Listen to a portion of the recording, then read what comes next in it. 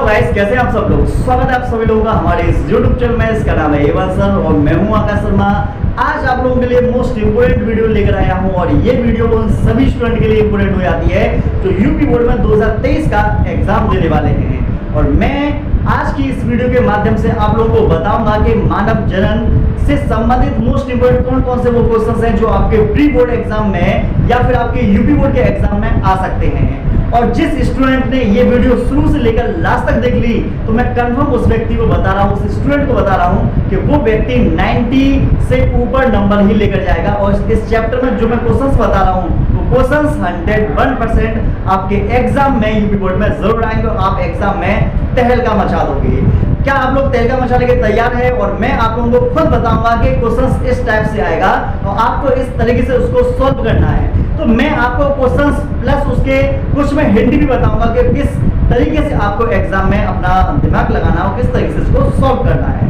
तो वीडियो थोड़ी लंबी हो सकती है लेकिन इस वीडियो को जो व्यक्ति जो स्टूडेंट लास्ट तक देख लेगा मैं यकीन से कह सकता हूं कि वो इस चैप्टर में से जितने भी क्वेश्चंस आपके एग्जाम में आएंगे 101% वो करके आएगा। और जो मैं क्वेश्चंस बताऊंगा ये क्वेश्चंस भी आपके एग्जाम में पूछे जाएंगे। तो लास्ट तक वीडियो जरूर देखना। लेकिन अगर आपने चैनल को सब्सक्राइब नहीं किया है तो कृपया करके सब्सक्राइब अभी कर लीजिए और बेल आइकन को अभी दबा लीजिए। उसके साथ साथ में ये इन्फॉर्मेशन आपकी जिम्मेदारी है कि ऐसे सभी स्टूडेंट जो बायोलॉजी से हैं आप उनको जरूर इसको शेयर करना, ठीक है ना। बिना टाइम वेस्ट करते हुए हम चलते हैं क्वेश्चंस की तरफ और आपको बताते हैं कि ये क्वेश्चंस कितने इंपॉर्टेंट है और आप लोगों को कैसे करने हैं। तो देखिए, मैंने आप लोगों के लिए पूरा टेस्ट बनाया है जो आपको दिखाई दे रहा होगा। इस टेस्ट को मैं आपको सॉल्व करना बताऊंगा, प्लस आपको मेरे बैकग्राउंड में इसका क्वेश्चंस दिखाई भी देंगे कि ये किस तरीके से हैं, ठीक है ना। तो आपको मैं बताऊंगा तो क्वेश्चंस को ध्यान से देखना, समझना और फिर उसका सॉल्यूशन देना, ठीक है। पहले मैं जो आपको बताऊंगा ऑब्जेक्टिव क्वेश्चन बताऊंगा, ठीक है, क्योंकि आपके बोर्ड एग्जाम में शुरुआत में ऑब्जेक्टिव क्वेश्चन मिलेंगे।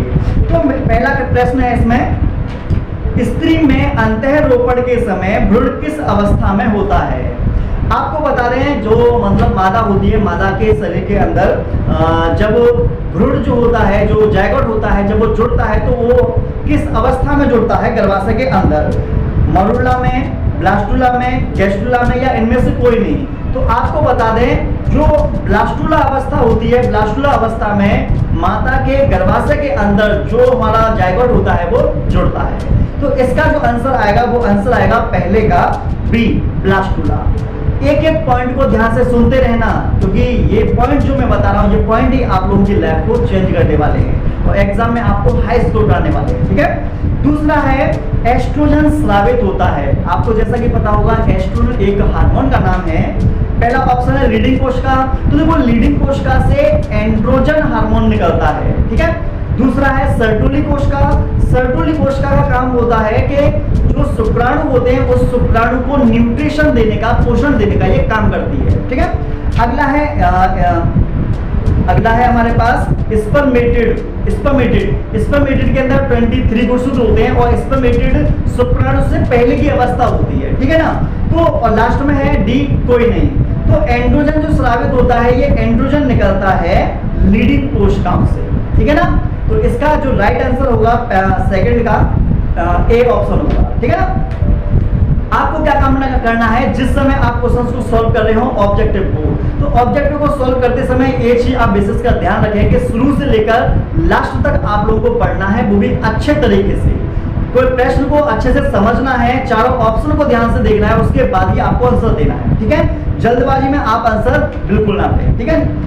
अगला है तीसरा, आवर्त चक्र नियंत्रित होता है।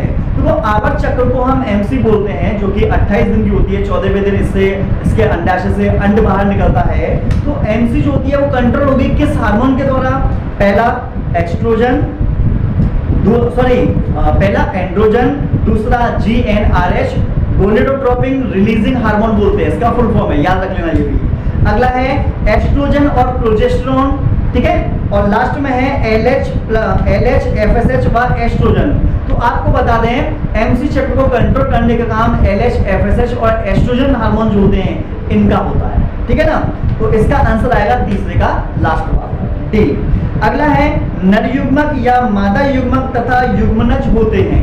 हमेशा ध्यान रखना आप लोग के अगर आपके एग्जाम में कभी भी नर युग्मक आए, मादा युग्मक आए, युग्मक हमेशा अगुणित होते हैं, ठीक है। और अगर आ जाए जायगोट, जायगोट को हम युग्मनज बोलते हैं। और युग्मनज कब बनता है? जब नर युग्मक और मादा युग्मक आपस में फर्टिलाइजेशन द्वारा मिल जाते हैं। तो नर युग्मक मादा युग्मक आपस में मिले तभी तो जायगोट बना। तो जायगोट होता है द्विगुणित और उसके साथ साथ नर युग्मक या मादा युग्मक ये होते हैं अगुणित, ठीक है ना। तो इसका जो आंसर आएगा, नर युग्मक होंगे अगुणित होगा और जायगोट जो होगा वो द्विगुणित होगा। तो इसका आंसर आएगा बी, ठीक है। तो इस तरीके से हमने क्या काम करे, 4 क्वेश्चंस किए ऑब्जेक्टिव।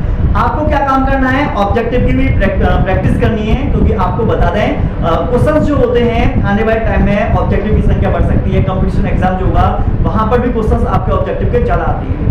उसके साथ साथ में ऑब्जेक्टिव को किस तरीके से सॉल्व करनी चाहिए उसकी मैं वीडियो वहां पर आप लोगों को आई कार्ड में लगा दूंगा, वहां आप देख सकते हैं। उसके साथ साथ में ऑब्जेक्टिव क्वेश्चन को सॉल्व करने की क्या ट्रिक है, तुक्का कैसे लगाया जाता है, उसकी मैं वीडियो बना चुका हूं, उसको भी आप लोग देख सकते हैं, ठीक है। चलिए अब हम चलते हैं सेकंड क्वेश्चन की तरफ, जो कि हमारे वेरी शॉर्ट क्वेश्चन है। ये है हमारा वीर सेचन की परिभाषा लिखो। तो आपको क्या काम करना है, वीर सेचन के बारे में बताना है, ठीक है ना। वीर सेचन के बारे में बताएंगे। अगला है 6वां प्रश्न है, स्त्री जनन तंत्र का आरेख बनाएं। मोस्ट इंपोर्टेंट है, आपको क्या काम करना है, इस चैप्टर से संबंधित एक तो शुक्राणु का डायग्राम बनाकर जाना है, दूसरे नंबर पर आपको स्त्री जनन तंत्र, तीसरे नंबर पर पुरुष जनतंत्र और चौथे नंबर पर अंडाणु, 5वें नंबर पर आपका आता है ग्राफियन पुटिका और 6वें नंबर पर आता है अंडाशय, ठीक है। तो इन डायग्राम जो मैंने आपको डायग्राम बताया, इन डायग्रामों की आप प्रैक्टिस करके जरूर जाना। अगर आप इन डायग्रामों की प्रैक्टिस करके जाते हैं तो यकीन मानिए इन डायग्रामों में से ही आपके एग्जाम में आ जाएगा। 2022 का ले लीजिए, इसी साल 2022 में शुक्राणु वाला जो चित्र था इस साल आया था, ठीक है ना। चलिए अगला है 7वां प्रश्न, प्रसव क्या है, इसको नियमन करने वाले हार्मोन बताओ। तो आपको बता दें प्रसव, जैसा कि शायद आप लोगों को पता भी होगा कि जब कोई महिला किसी बच्चे को जन्म देती है, जिसे आप नॉर्मल भाषा में डिलीवरी बोलते हो, ठीक है। जब गर्भकाल पूरा हो जाता है तो महिला किसी बच्चे को जब जन्म देती है तो उसी को हम प्रसव बोलते हैं। और प्रसव जिस समय होता है तो उस समय बॉडी में से कुछ हार्मोन निकलते हैं, जैसे कॉर्टिसोल हार्मोन है, ऑक्सीटोसिन हार्मोन है, रिलैक्सिन हार्मोन है, ठीक है ना। तो ये हार्मोन होते हैं जो हेल्प करते हैं, ठीक है, एस्ट्रोजन हार्मोन वगैरह जो होते हैं। अगला है हमारे 8वें नंबर का प्रश्न है, स्पर्म टेल का कार्य बताओ। तो देखो आपको बता दें क्वेश्चंस जो होंगे आपके काफी आसान रहेंगे अगर आप लोगों ने पढ़ रखे हैं तो, लेकिन आपको क्या काम करना है, क्वेश्चंस की भाषा को पकड़ना है। स्पर्म टेल ये इंग्लिश का वर्ड है और इंग्लिश के वर्ड को वो क्या काम करेंगे, हिंदी में लिख कर देंगे। स्पर्म का मतलब होता है शुक्राणु, टेल का मतलब होता है पूंछ। मतलब शुक्राणु की पूंछ का क्या वर्क है, तो आप लोग बताएंगे शुक्राणु की पूंछ का वर्क होता है ये तरल माध्यम में गति प्रदान करती है, एक जगह से दूसरी जगह पर मूव करने का ये काम करेगी, ठीक है ना। चलिए तो इस तरीके से हमने ये अति लघु क्वेश्चन हमारे वेरी शॉर्ट क्वेश्चन हुए थे। आपको क्या काम करना है, वेरी शॉर्ट क्वेश्चन आप एग्जाम में जब भी करने के लिए जाएंगे तो ये चीज ध्यान रखना, आप 1 से लेकर 2 लाइन में और मैक्सिमम, बिल्कुल मैक्सिमम बता रहा हूं, मैक्सिमम 3 लाइन से आपको ज्यादा नहीं लिखना है, ठीक है ना। बहुत से बच्चे ऐसे होते हैं मतलब कि बहुत ज्यादा लिख देते हैं, तो ऐसा आप लोगों को नहीं करना, ठीक है ना। आपको ये देखना है कि कितने नंबर का क्वेश्चन पूछा था, उसी हिसाब से हमें लिखना होता है। अगला है हमारा लघु उत्तरीय प्रश्न है, आवर्त चक्र क्या है। आवर्त चक्र मतलब एमसी के बारे में आपको डिटेल में बताना है और ये आपका आएगा 3 नंबर में। 3 नंबर में आपको मिल जाएंगे एमसी चक्र जो है। आप क्या काम कर सकते हैं, आपके पास नोट्स मैंने करा रखे हैं, उसमें आपको मिल जाएंगे। अगर वहाँ नहीं है तो आप मॉडल वगैरह आपके पास है तो आप उससे कर सकते हैं, या क्लास में आपको करा रखा है। मैं आपको मोस्टली क्वेश्चंस बता रहा हूँ, लेकिन ये मेरे क्वेश्चंस बता रहा हूँ, आंसर आपको करना है। देख लीजिए आपको आंसर करना है। अगला है अपना किसे कहते हैं, प्लेसेंटा के बारे में आपको बताना है, ठीक है। अगला है वृषण व अंडाशय के कार्य लिखो। तो आपको बता दें जो वृषण है ये नर में मिलते हैं और अंडाशय जो होते हैं अंडाशय मिलते हैं मादा के अंदर, ठीक है। तो आपको बताना है वृषण का जो काम होगा शुक्राणु का निर्माण करना, लीडिंग कोशिका से एंड्रोजन का निर्माण करना, सर्टोली कोशिका शुक्राणु को पोषण देगी, तो ये काम हो जाएगा वृषण का। अंडाशय का काम हो जाएगा अंड का निर्माण करना, ग्राफिन फॉलिकल से एस्ट्रोजन हार्मोन का निर्माण करना, प्लस उसके साथ साथ में कार्पस ल्यूटियम में अंडाशय में कार्पस ल्यूटियम बनती है जो कि प्रोजेस्टेरोन हार्मोन को रिलीज करती है। और प्रोजेस्टेरोन हार्मोन का काम होता है निषेचन अंडाणु को गर्भाशय में अंतः स्थापित करना और गर्भाशय की आंतरिक स्तर को सही सलामत बनाकर रखना, ये काम होता है अंडाशय का, ठीक है ना। अगला है पुरुष की सहायक नलिकाओं एवं ग्रंथियों के प्रमुख कार्य लिखिए। तो ये आपको कार्य भी इसमें लिखने होंगे, ठीक है ना। उसके बाद में आपके आंसर आते हैं दीर्घ उत्तरीय प्रश्न। तो जैसा कि आप लोगों को पता होगा, पहले ऑब्जेक्टिव, फिर वेरी शॉर्ट, फिर शॉर्ट और उसके बाद में लॉन्ग क्वेश्चंस आते हैं। वेरी शॉर्ट क्वेश्चंस जब आपके आएंगे तो 2 से 3 लाइन में आप खत्म कर सकते हैं। शॉर्ट क्वेश्चंस जब आएंगे तो कम से कम आप कोशिश करना 4 से लेकर मैक्सिमम 6 लाइन के बीच में आपका आंसर आ जाए। 3 नंबर अगर आप लोगों को लेने हैं, ठीक है। और उसके साथ अगर आपका कोई लॉन्ग आंसर आ जाए तो उसको आप डिटेल में आप लिखेंगे। अब बहुत से बच्चे ऐसे होते हैं कि लॉन्ग आंसर 5 नंबर का दे रखा है और उसको शॉर्ट से शॉर्ट करके जाते हैं। तो आपको बताते हैं, अगर आप शॉर्ट से शॉर्ट करके आएंगे तो आपके नंबर जो है, जो उतने नंबर मिलने चाहिए उतने नंबर आप लोगों को नहीं मिलेंगे। लॉन्ग आंसर का मतलब है कि आपको डिटेल में लिखना है, डिटेल में उसको समझाना है, डिटेल में उसकी जानकारी देनी है। तो आप इसमें शॉर्ट का काम ना करें, नहीं तो आपके नंबर कट सकते हैं, ठीक है। तो पहला है अंड जनन अथवा शुक्राणु जनन क्या है, इसकी प्रक्रिया का वर्णन कीजिए। आपको बताते हैं, मैं पढ़ा चुका हूँ, शुक्राणु के निर्माण की प्रक्रिया को शुक्रजनन कहा जाता है। डिटेल में मैंने शुक्रजनन आप लोगों को पढ़ाया है। अगला है अंडजनन, अंडाणु के निर्माण की प्रक्रिया को अंडजनन कहा जाता है, इसको मैं पहले बता चुका हूँ, ठीक है ना। और उसके साथ साथ में आप लोगों को क्या काम करना है, अंडजनन और शुक्राणु जनन, जिन दोनों पढ़ के जाने, इन दोनों में से कोई एक आ सकता है, इसलिए मैंने अथवा में दे रखा है, ठीक है ना। अब बात करते हैं नर जननतंत्र अथवा मादा जननतंत्र का चित्र सहित वर्णन कीजिए। हर बार एग्जाम में या तो पुरुष जनतंत्र आ जाता है, अगर पुरुष जनतंत्र नहीं आया तो मादा जनतंत्र आ जाता है। ये दोनों क्वेश्चंस बहुत ज्यादा पूछे जा रहे हैं, तो आप इनको डिटेल में पढ़कर जाइएगा, डिटेल में इसको याद करके जाइएगा। प्लस स्त्री जनतंत्र और मादा जनतंत्र का डिटेल में आप नॉलेज लेकर वहां पर लिखेंगे और प्लस इसके चित्र का भी आप प्रैक्टिस करेंगे। बहुत से बच्चे ऐसे होते हैं जो ये बोलते हैं, सर हमें चित्र बनाना नहीं आता। तो मैं मानता हूँ कि देखिए, चित्र बनाना बहुत से बच्चों को नहीं आता है। तो एक काम कर सकते हैं आप कि एक ही चित्र को कम से कम 5 से लेकर 6 बार आप देख देख कर पहले बनाइए। जब आप देख देख कर बनाएंगे तो आपके माइंड में, आपके हाथ में वो चीजें मतलब कि थोड़ा सा इमेजिनेशन बन जाएगी कि इसमें क्या है, कैसे है, ठीक है। बार बार बनाते तो हमारी प्रैक्टिस हो जाती है। उसके बाद आप प्रैक्टिस करेंगे बिना देखे बनाने की। तो कोशिश मैं बता रहा हूँ, जब मैंने कोशिश की थी तो मेरे साथ भी ऐसा होता था कि पहले मैं नहीं जानता था, लेकिन जब मैं प्रैक्टिस करता था तो मैं बना लेता था। आप लोग भी क्या काम कर सकते हैं, इनकी प्रैक्टिस कीजिए और प्रैक्टिस करने के बाद में मैं आप लोगों से बार बार बोलता हूँ कि डेली आप लोगों को बायोलॉजी के 1 से लेकर 2 डायग्राम डेली याद करो। अगर आप डेली 1 से 2 डायग्राम याद करते हैं तो यकीन मानिए आप लोग, आपको वो चीजें जो हैं वो आपके माइंड में बस जाएंगे और एग्जाम टाइम में आपको वो बहुत हेल्प करेंगे, ठीक है ना। चलिए, तो ये तो आपके हुए क्वेश्चंस। अब हम इस चैप्टर से रिलेटेड आप लोगों को कुछ और इन्फॉर्मेशन देते हैं एक्स्ट्रा, और ये इन्फॉर्मेशन आपके बहुत काम आ सकती है। जैसे कि मान लीजिए शॉर्ट नोट्स के तौर पर ले सकते हैं, या फिर मान लीजिए एक नंबर जो क्वेश्चन आ जाते हैं या फिर ऑब्जेक्टिव क्वेश्चन आ जाते हैं, उसमें ये पूछ लिए जाते हैं, ठीक है। तो आपको बताते हैं, मानव है, पेपर में आता है मानव है, तो मानव जो होता है ये लैंगिक जनन करता है, मानव में लैंगिक जनन होता है, ठीक है। दूसरा मानव में क्या ऐसा होता है, सजीव प्रजक प्राणी होता है, मतलब मानव जो होता है शिशुओं को जन्म देता है, तो उसे सजीव प्रजक बोलते हैं। मानव आंतरिक निषेचन मतलब इंटरनल फर्टिलाइजेशन होता है, मानव में जो निषेचन की प्रक्रिया होती है अंदर होती है, कहां पर, फैलोपियन नलिका के एम्पुला वाले भाग में, महिला के, ठीक है। अगला प्रश्न है चौथा, नर व मादा युग्मक, मैंने बताया था नर हो या मादा युग्मक हो, युग्मक जहां शब्द आए समझ जाना वो अगुणित होगा। पांचवा, युग्मनज कैसा है, तो युग्मन होता है द्विगुणित, ठीक है ना। अगला है, एक परिपक्व कोटक से अंडाणु का मुक्त होना क्या कहलाता है। जब अंडाणु मुक्त होता है तो उसे हम बोलते हैं अंडोत्सर्ग। क्या कहा जाता है उसे हम अंडोत्सर्ग बोलेंगे, ठीक है। अगला है 7 नंबर का, अंडोत्सर्जन में कौन सा हार्मोन हेल्प करता है, तो LH हार्मोन जो होता है और एस्ट्रोजन हार्मोन जो होते हैं, ये हार्मोन बहुत ज्यादा हेल्प करते हैं। अगला, नर युग्मक और मादा युग्मक जब आपस में मिलते हैं तो उस क्रिया को क्या कहा जाता है, उस क्रिया को हम बोलते हैं निषेचन। क्या बोलेंगे, निषेचन। अगला है, निषेचन फैलोपियन नलिका के किस भाग में होता है, तो आप बताएंगे निषेचन जो होता है फैलोपियन नलिका के एम्पुला भाग में होता है।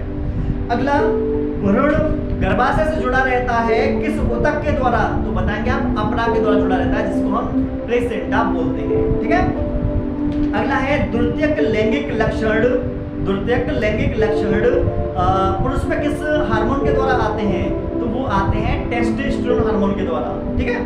अगला है, 16 कोश की अवस्था में भ्रूण को क्या कहा जाता है, तो उस गेंदनुमा आकृति को हम बोलते हैं मॉडुला।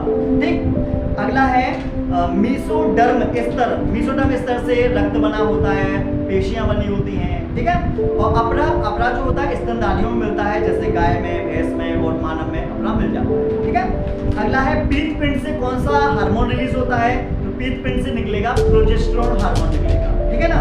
अगला है शुक्राणु का एक्टोसोम वाला जो भाग होता है वो किस चीज से मिलकर बना होता है? तो उसका निर्माण होता है गोल्जी काय से। किससे होगा?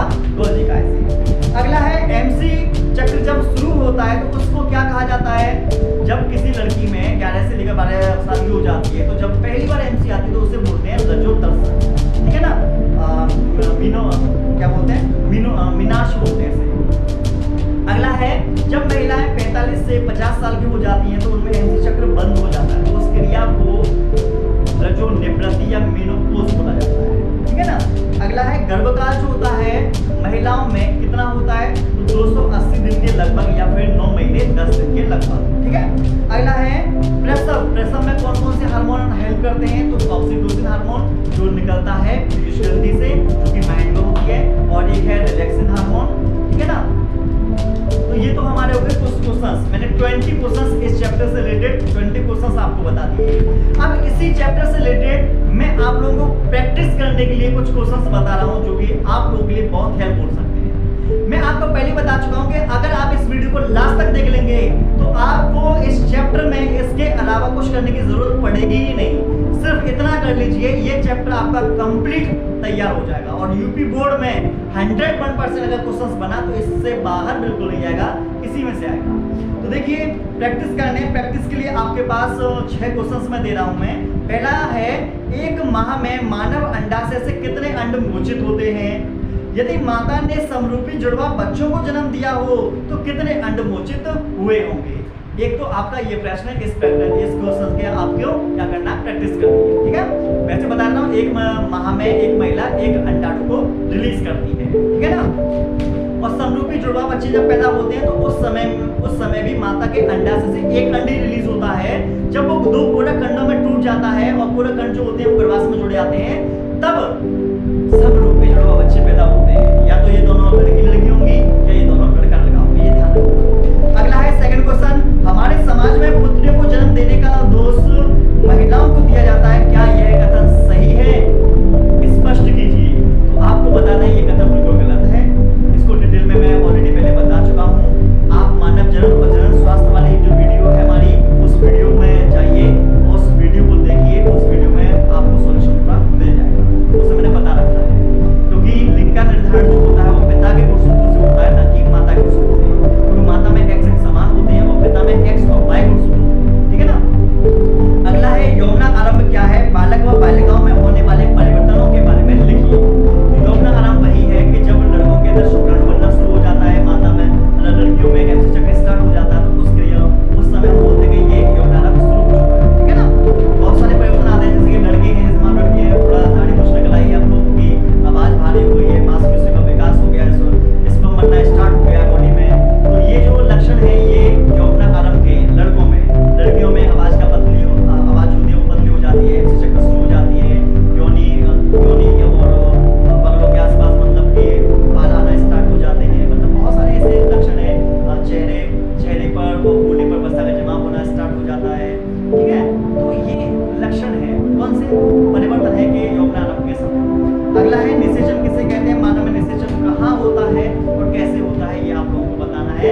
नर युग्मक और मादा युग्मक जब आपस में मिलते हैं तो उस क्रिया को निषेचन कहा जाता है, और इसको डिटेल में मैं बता चुका हूँ कि किस तरह से फर्टाइलेशन क्रिया होती है। पुरुष जनतंत्र का आपको डायग्राम का प्रैक्टिस करनी है, अंडाणु की प्रैक्टिस करनी है, ग्राफ्ट पटका का प्रैक्टिस करनी है, ये आपको प्रैक्टिस करनी है। और अगला है, एक पीत पिंड का कार्य। तो पीत पिंड जो होता है ये प्रोजेस्टेरोन हार्मोन को रिलीज करता है, जो कि गर्भाशय की अंतःस्त्र को सही सलामत बनाए रखने का काम करता है। तो इस तरीके से हमने जाना कि मानव जनन के जितने भी मोस्ट इंपोर्टेंट